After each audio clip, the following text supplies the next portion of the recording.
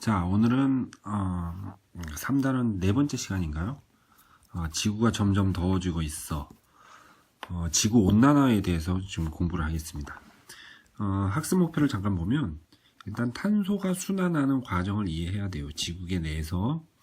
그래서 탄소 순환을 먼저 배우고, 이 탄소 순환과 지구 온난화가 밀접한 관계가 있거든요. 그 영향을 우리는 설명할 수 있어야 됩니다. 그러면 지금부터 한번 알아보겠습니다. 일단은 아까 얘기했다시피 탄소 순환에 대해서 얘기를 해야 됩니다. 탄소 순환. 탄소 순환이 뭔지. 탄소는 C죠, C. C가 어떻게 순환하는지 우리 한번 살펴봅시다. 일단은 식물이 있어요, 식물. 이렇게 식물이 있고, 지구상에는 식물이 있고, 동물들도 있겠죠? 동물들도 이렇게 있고, 여기 바다가 있다고 칩시다. 바다가 있으면 물도 있어. 물은 여기는 수권이 되겠죠. 수권.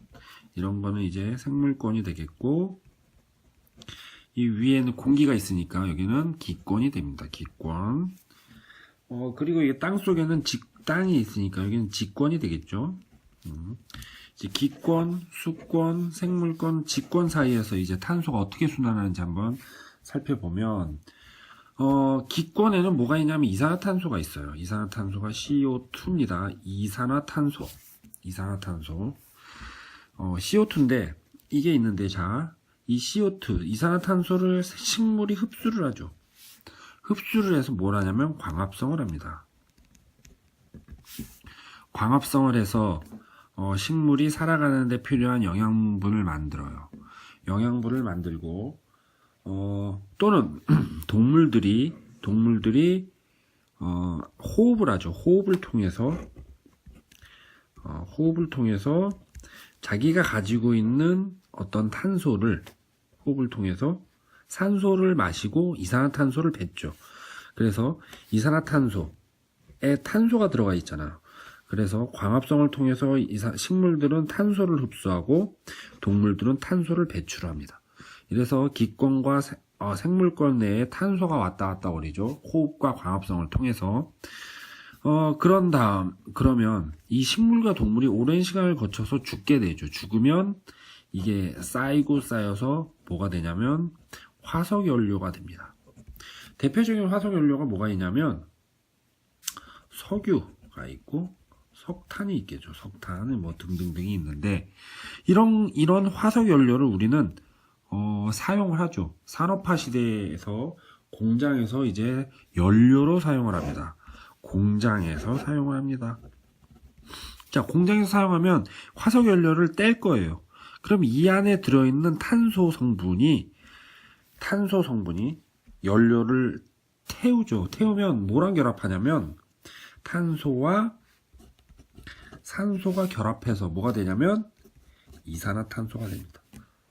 그래서 공장에서 굴뚝이 막 솟아나면 굴뚝 위에서 막 이산화탄소가 배출이 될 거예요.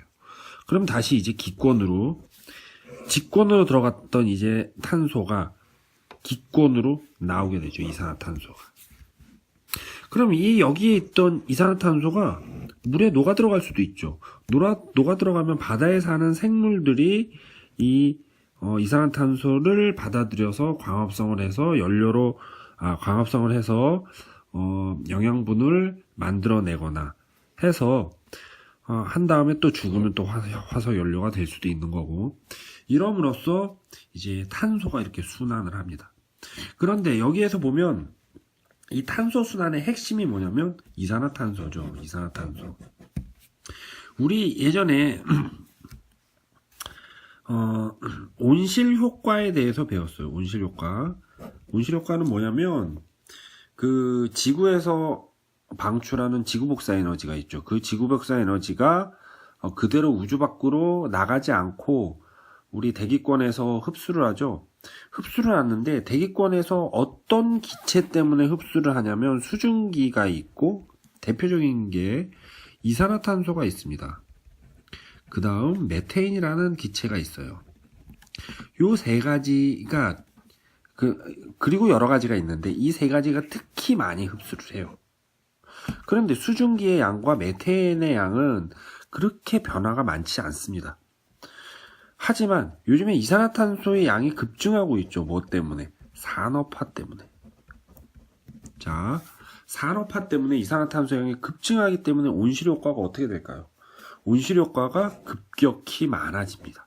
급격히 많아지면 이산화탄소의 양이 급격히 많아질 거고, 그러면 온실효과가 더 많이 생기겠죠. 그럼 지구의 기온은 어떻게 될까요? 올라가겠죠. 기온이 상승을 합니다. 이게 바로 뭐냐면 지구온난화 현상입니다. 사실 온실효과는 있을 수 있어요. 수증기, 이산화탄소, 메테인 등이 대기권에 있으니까. 하지만 지구온난화가 일어나는 이유는 뭐라고요? 산업화 때문에 이산화탄소의 양이 급증하기 때문에 지구의 기온이 더 높이 올라가게 되고, 그래서 지구온난화가 일어납니다. 근데 지구온난화가 일어나면 문제가 뭐냐? 기후가 어떻게 돼? 기후가 변화하겠죠. 변화하면, 기후가 급격하게 변하면 우리 지구상에 있던 생명체들이 거기에 적응하기 힘들겠죠. 그렇죠. 그래서 문제가 발생을 하고, 그래서 생태계에도 변화가 생깁니다. 생태계에 변화가 생기고, 그 다음, 해수면이 어떻게 될까요? 온도가 올라가면 그 액체의 부피는 어떻게 될까?